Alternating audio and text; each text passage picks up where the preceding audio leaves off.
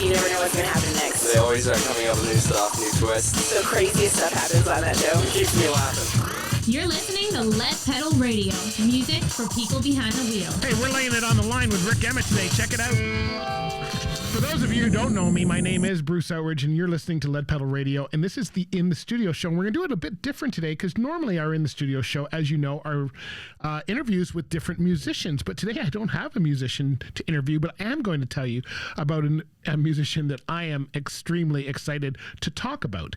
And we're going to lay it on the line today. We're going to lay it on the line with Rick Emmett. So if you don't know who Rick Emmett is, he was formerly the frontman for Triumph, lives in Burlington, Ontario, where I live, which is very cool. Has 32 albums under his belt, from rock and roll to blues. I've seen him at the Sound of Music Festival. I've seen him playing jazz, playing rock, all kinds of stuff. Had his good friend on, Michael Shotton. If you want to hear Michael Shotton, his good friend of Rick, had him on the In Studio show. I did a interview with him as well. He's been a columnist for Guitar Magazine. He's part of the Canadian Halls and Walks of Fame. He's been doing the magazine for a dozen years. Of course, he's taught music at Humber College, and he's been a great family man and been married for 47 years. And if anybody knows anything about rock and roll, that's not easy to do, for what I understand. He's got a book of poetry from 2021 called Reinvention, and he retired from touring, but he keeps busy in his studio writing, recording, and blogging regularly. And I had the pleasure, I've always been a big Triumph fan. I'm a product of born in the 60s. Rick's about 10 years older than me, so a lot of the stories he talks about I relate to. I was born in the 60s, 70s, of course. When you're a teenager in the 70s, classic rock was there. That's it, right? So I had the pleasure to go to a book signing. Rick was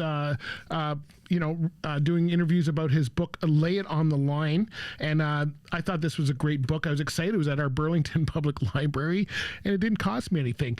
I don't know how many more reasons you need to go to a book signing when one of your favorite people are there. A book that you're actually interested in, it's free, and it's 5 minutes away from home.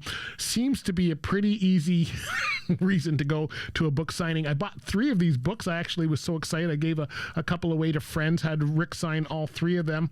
But it was really good. And it's called Lay It on the Line, a backstage pass to rockstar adventure, conflict, and triumph. As you know, we just played Lay It on the Line, probably one of their signature tunes. But I've read the book. Was really, and when I read a book, I don't know about you folks, I don't just read a book. Like, I actually highlighted and took notes, and I'm not going to talk about the whole book because I'm sure Rick doesn't want me to read the book to you, and you certainly don't. This is a long book. It took me a while to get through it, to be honest with you. But there was some points in here that I thought, because it wasn't just a book, I think a lot of us probably got the book thinking it was going to be about Triumph, and he did talk about the Triumph days and all of that kind of stuff, but I found there was a lot of life lessons in there. And if you've heard any interviews with Rick, he's very much into words and poetry and the meaning of life and all those kind of things. Even his songs, when he talks about writing songs for Triumph, it wasn't just about anthems that he was trying to write. Yeah, they want anthems, but there was a meaning behind the songs and positivity and all that. And that's what I really liked about, I didn't know it at the time. When I listened to Triumph, trust me, I was just loving the music. But reading the book, I see that, and listening to it, and, it's kind of nice. There's so much negativity in the world to begin with, and certainly negativity in music today in many parts. Not always, but in many parts. The rap and all that, a lot of it has a negative connotation to it. And it was nice to know, even back then, when we were probably trying to go against the grain and go against management or the man, whoever that might be to you in your life, that, the people who are writing those rock anthems for us were actually thinking, hey, you know what? Let's put some positivity into it. So I thought it was really cool. And I thought I learned a lot from the book. So what I'm going to do is I'm going to play another song by Triumph when we come back. This is another one of their signature songs. When we come back, I'm going to share with you some of the things I learned through reading Lay It on the Line. Here we go. All right. right, so part of the book here, he had advice for musicians, and I thought this was an interesting paragraph that he had. It says, advice for musicians, being self-critical. And when we come back, we're going to talk a little bit about his songwriting process. But first of all, I think we should hear a song off his Resolution album called I Sing. Anything about this show, you know that there's one question that I ask every artist, and it's, what is your process for writing? Is it the title first, the lyrics first, is the melody first, all of that kind of stuff? Rick's not here to answer for himself, but he answered it in his book. So I thought that I would share this with you, because to me, this is something that I know for myself, being a cartoonist. I come up with a title, or I come up with a tagline, and then I usually come up with the image, or I see something funny and I go, okay, I've got that image. What can I do with that? It's very similar to all of us. Some people keep a book at the side of their bed every morning, and in the middle of the night at 2 a.m. they're writing down titles, whatever it is for you. But here's what he had to say, and I thought this was most interesting as well.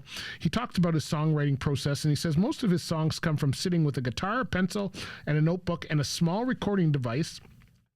Occasionally jamming away on the guitar, he comes up with a riff, and then he hits the record button on his phone and a cassette recorder and captures it that way. So, however you're writing songs, however you're writing music, let's hope you've got your own system that works for you. That's what works for Rick. And we're going to play another Triumph song before we get into the last of his philosophical advice. And this one's called Hold On. So hold on.